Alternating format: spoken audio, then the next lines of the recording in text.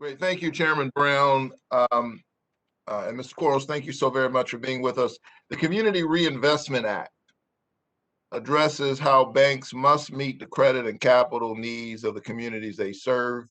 Congress, of course, passed the CRA, as you know, in 1977 in response to real problems like redlining, a practice by which banks discriminated against prospective customers based primarily on where they lived or their racial or ethnic background, rather than their actual credit worthiness.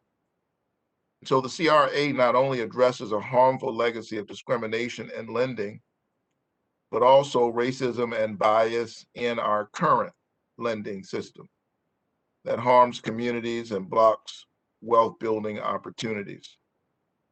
So I was happy to hear about last week's decision by the OCC to halt implementation and reconsider its controversial CRA rulemaking, which started under the previous administration. This proposed rule would have watered down this important civil rights era legislation and harmed many working class communities. Vice Chair Quarles, the Fed also has oversight authority over the CRA and was notably absent from last year's rulemaking. Do you believe a joint CRA rulemaking with the Fed, OCC, and FDIC is important to ensure we do not leave our most vulnerable communities behind? Yes, Senator. I think it is both important and desirable and achievable for our three agencies to have a joint rule and approach on the CRA.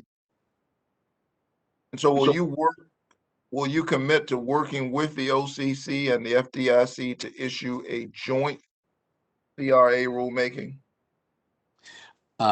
So we're certainly working with them to do that. That's long been our stated goal. We are regularly talking with them. As you know, Senator, the Fed put out its own advance notice of proposed rulemaking with our own sort of CRA improvement framework.